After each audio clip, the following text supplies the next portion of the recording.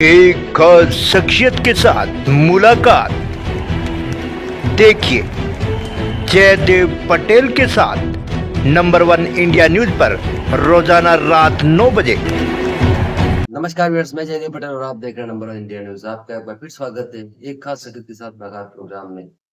आज हम बात करेंगे राहुल गांधी के द्वारा पुणे में छात्रों गूंज कार्यक्रम का आयोजित किया गया, जहां पर जनजी को अपनी तरफ करने का प्रयास किया जा रहा है। तो वहीं आज भारतीय जनता पार्टी के राष्ट्रीय अध्यक्ष नितिन नवीन जी की तरफ से नई टीम का जो ऐलान किया गया, उसकी एक महत्वपूर्ण बैठक बुलाई गई, जिसमें ज्यादातर फोकस जनजी के मुद्दों पर रहा। ऐसे में कौन ज्यादा असरदार साबित होगा, भारतीय जनता पार्टी या फिर कांग्रेस पार्टी? नहीं तो हम तो बात करें हमारे तत्काल सम्मान राजनीतिक विश्लेषक फिरोज बख्त अहमद जी, आपका बहुत स्वागत है आज हमारे प्रोग्राम में। फिरोज बख्त अहमद जी, आपसे मेरा पहला सवाल है कि पुणे में आज राहुल गांधी की तरफ से कार्यक्रम किया गया छात्रों की गूंज, जिसमें युवाओं पर फोकस रहा। ऐसे में क्या आपको लगता है कि छात्रों की गूंज का जो कार्यक्रम है कांग्रेस पार्टी का, ये वोटर की गूंज में तब्दील होगा? देखिए, ऐसा है, जहाँ तक इनका ताल्लुक है राहुल गांधी जी का, इसमें तो कोई दो राय नहीं है। बड़ी मेहनत कर रहे हैं, दसियों सैकड़ों इलेक्शन हार चुके हैं, मगर इन्होंने अपना आपा नहीं खोया और ये उसी रास्ते पे चल रहे हैं। अब वो अंग्रेजी में एक कहावत है कि हार्ड वर्क ऑलवेज पेज, यानी जो मेहनत है वो कभी रायगा नहीं जाती, जाया नहीं जाती। तो अब इनकी मेहनत जो है काम में आ रही है, और स्पेशली अब लोग ये देख रहे हैं कि भाई पीएमओ के आगे लेट गए, प्राइम मिनिस्टर्स हाउस के आगे लेट गए, 8-8 पुलिस वाले इनको छुटा के लेके गए सड़क पे से। तो लोगों के मन में अब तो ये इमेज जा रही है ना कि ये आदमी जो है ये पब्लिक के कामों के लिए इस तरह से जूझ रहा है। तो ये तो इनका एक प्लस पॉइंट हो रहा है। अभी चाहे जैन जी से बात करें, कुछ करें, अब देखना यह है कि इसको बीजेपी किस तरह से काउंटर करती है। बीजेपी पार्टी इन पावर है, और बीजेपी थोड़ी हिली भी है जैन जी के साथ जो भी कुछ हुआ।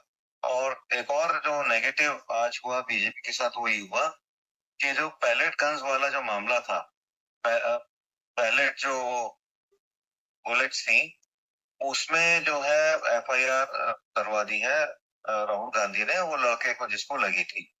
जी। अगर वो सही होता है मामला, तो वो कोई बहुत अच्छा है, it will not auger well for the BJP. अब बीजेपी को जाग जाना चाहिए। बीजेपी थोड़ा सा ठीक है, सेट पार्टी है, लेकिन जिस तरीके से मतलब ये सब चीजें हो रही हैं, they should go according two times. अब जैन जी ने कहा था कि भाई ये इतने देर से पेपर लीक हो रहे हैं, तो आप जो है एजुकेशन मिनिस्टर को हटाओ। हटा दिया, दे रहा है दुरुस्त है, लेकिन जब जब उन्होंने हटाया बहुत देर हो चुकी थी, और जो बेनिफिट उनको मिल जाना था इनको हटाने का, वो नहीं मिल पाया। बस सूरत बात मंत्री के हटाने से नहीं बनेगी, बात बनेगी पूरे सिस्टम को क्लेंस करने जी। से। तो एक तो बात ये रही। दूसरी बात यह है कि राजीव गांधी चाहे पुणे में करें या कहीं करें, पर मेहनत वो कर रहे हैं। अब इनको जमीन पे आना पड़ेगा। अपनी जो एयर कंडीशन इनकी कोठियां हैं, गाड़ियां हैं, जो तमाम लाव लश्कर इनके हैं, उनसे वो एक रॉयल लाइफ से बाहर निकल के इनको सड़कों पे आना पड़ेगा। अच्छा, जेन जी के लिए इनके पास टीम्स नहीं है, ऐसे लोग नहीं है जो जेन जी को समझा सकें। फिरोज बख्त अहमद जी, जैन जी के मुद्दों पर कांग्रेस पार्टी और बीजेपी पार्टी दोनों ही अपने अपने तरीके से प्रयास कर रही है। ऐसे में कौन सी पार्टी ज्यादा असरदार साबित होगी, ऐसा आपको लगता है? देखिए, मैं आपको एक बात बता दूं, जेन जी जो है कोई पॉलिटिकली मोटिवेटेड नहीं लगती। भले ही उसपे कुछ पॉलिटिकल पार्टीज ने पैसा लगाया हो, जैसे केजरीवाल साहब भी कह रहे हैं कि हमने खड़ा किया है जैन जी को, और वो नहीं है। जैन जी जो है वो सही मुद्दों को लेके खड़ी की है। जैन जी ने ये देखा है कि किस तरीके से नीट के चक्कर में कितने बच्चों ने सुसाइड कर लिया, अपनी जानें दे दी, कितने माँ बाप जो है वो सड़कों पे आ गए। तो जैन जी उन मुद्दों को ले रही है। जैन जी को किसी पॉलिटिकल पार्टी से, कांग्रेस से, भाजपा से, आम आदमी पार्टी से, किसी भी पार्टी से कोई लेने देना कुछ नहीं है। और ये जो इन्होंने सीजेपी बनाई है, मुझे पता नहीं कितनी आगे जाके कामयाब होगी, क्योंकि अभी इसका कोई अस्तित्व नहीं है। मुझे ऐसा भी कुछ आभास हो रहा है कि जैसे आम आदमी पार्टी बनी थी, उसकी उठान भी ऐसी हुई थी जैसे सीजेपी की हो रही है। जी लेकिन अगर सीजेपी को सबक ले लिया, कुछ सीख ले ली और उनसे ऊपर उठ के इन्होंने काम किया, सिंसियरली काम किया, किसी के हाथों में नहीं खेले, तो मेरे ख्याल से ये जो है एक मजबूत प्लेटफॉर्म जो है तैयार हो रहा है नौजवान लोगों का। जी। फिरोजबाद अहमद जी, बीजेपी की राष्ट्रीय बैठक में वंदे मातरम के सम्मान को लेकर के एक प्रस्ताव पारित किया गया, इसके क्या मायने आप देखते हैं?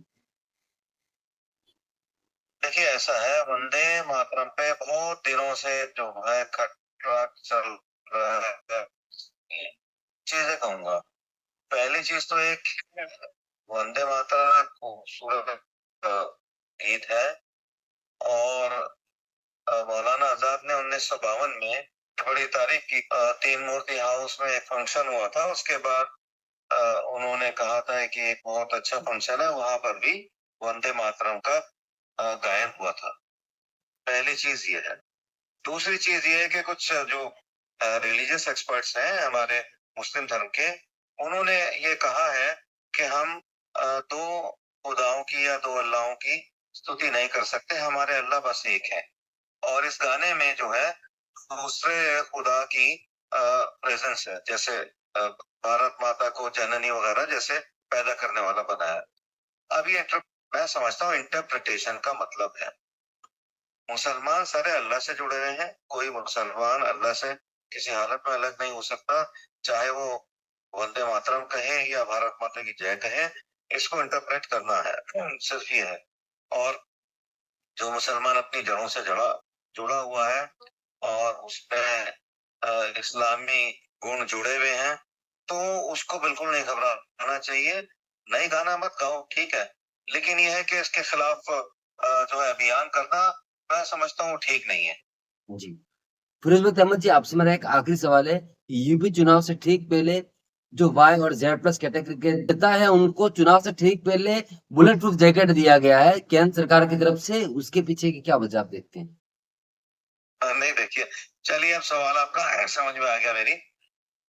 उनको बुलेट प्रूफ जैकेट दी गई है, तो अब इसका मतलब ये देखिए, जनता में जो जाने वाला नेता है उसको बुलेट प्रूफ जैकेट से क्या मतलब है? भाई आप जनता की सेवा कर रहे हैं, अगर आपने कोई गलत काम किया है तो जनता आपको हरा देगी, उसमें आपको इलेक्शन में हरा देगी। आपने के ऐसे कांड किए हैं कि कुछ लोग आपको जान से मार सकते हैं, गोली मार सकते हैं, इसलिए आप बुलेट प्रूफ पहन रहे हैं। तो मेरा ख्याल ये है कि ये जो बुलेट प्रूफ इन्होंने दिए हैं, ये ठीक नहीं किया है। बुलेट प्रूफ देने का मतलब है आपने इनको हरवाने का काम कर दिया है। जी। फिरोजबाद अहमद जी, आपने मेरे लिए समय निकाला, उसके लिए आपका बहुत बहुत धन्यवाद। Thank you sir, thank you very much.